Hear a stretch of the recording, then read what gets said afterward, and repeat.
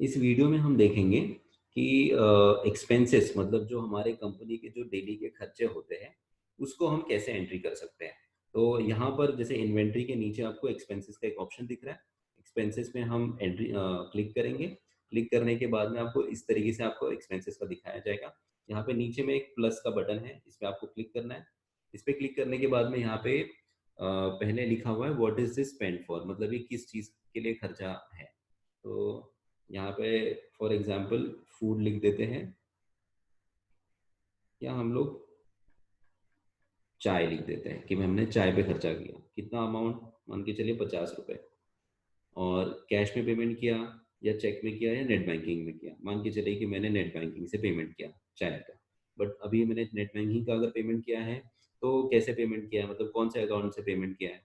तो जैसे मान के चलो मैंने मेरे जो कंपनी अकाउंट है उससे पेमेंट किया है, तो मैं आईसीआईसीआई बैंक यहाँ पे सिलेक्ट करूंगा। ये सिलेक्ट हो गया। उसके बाद में date of expense by default आज का दिखा रहा है, अब इसको चेंज भी कर सकते हैं। अब यहाँ पे सिलेक्ट कैटेगरी, ये किस कैटेगरी में है। तो ये फूड एंड डाइनिंग, क्योंकि अपन चाय की एंट्री कर रहे हैं तो ये फूड एंड डाइनिंग में आ जाएगा। फूड एंड डाइनिंग में आ गया। अब यहाँ पे कुछ नोट आपको कुछ रिमार्क डालना है, तो आप ये रिमार्क अलग से डाल सकते हैं कि भाई 5 लोगों की चाय।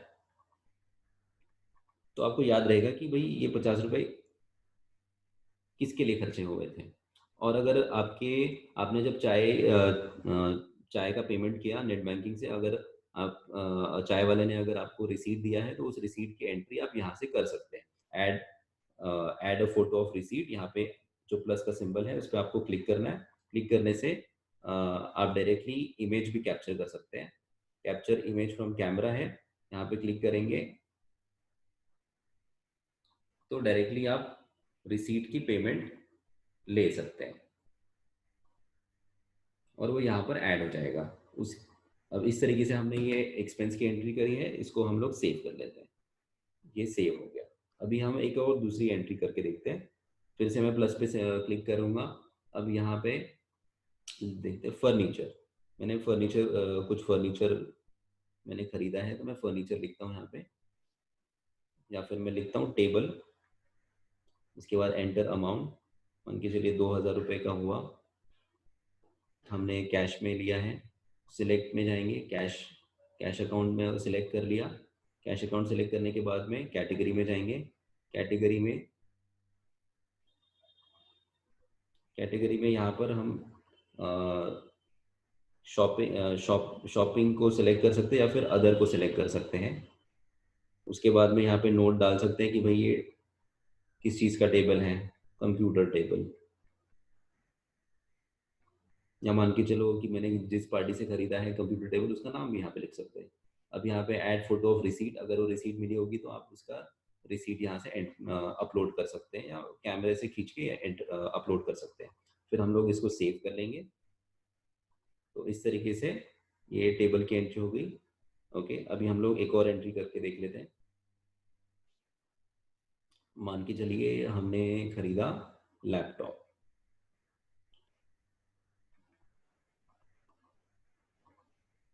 25,000 15,000 का लैपटॉप हो गया मान के चलिए। यहाँ हम कैलकुलेटर लिख लेते हैं। कैलकुलेटर हमने खरीदा कंपनी के लिए और वो हुआ 1,000 रुपये का। कैसे खरीदा, नेट बैंकिंग चेक, आप इसमें से सिलेक्ट कर सकते हैं।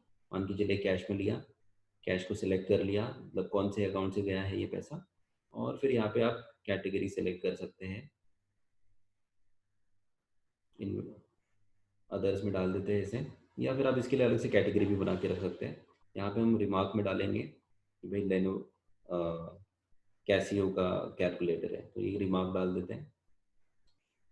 फिर हम लोग इसको सेव कर लेंगे। तो इस तरीके से मैंने 3 एक्सपेंसेस की एंट्री करी है और यहाँ पे ऑल एक्सपेंसेस दिखा रहा है और ये कैटेगरी वाइज एक आपको दिखा रहा है। कैटेगरी वाइज पे अगर हम क्लिक करेंगे तो इस तरीके से आपको ये एक्सपेंसेस दिखाया जाएगा। तो इस तरीके से आप चेक कर सकते हैं कि भाई अदर्स में मेरा क्या खर्चा हुआ है, मैंने फूड एंड डाइनिंग में जो खर्चा किया है वो कितना खर्चा हुआ है। तो इस तरीके से आप ये अपने एक्सपेंसेस भी चेक कर सकते हो।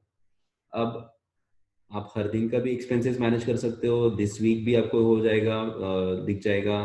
पूरे महीने में कितने एक्सपेंसेस हो गए उस पर क्लिक करेंगे तो पूरे महीने का दिखाएगा, पूरे साल का भी यहाँ पर दिखाएगा। यहाँ पे हमने एक सेटिंग का भी ऑप्शन दिया है जिसमें आप कैटेगरी बना सकते हो यहाँ पे।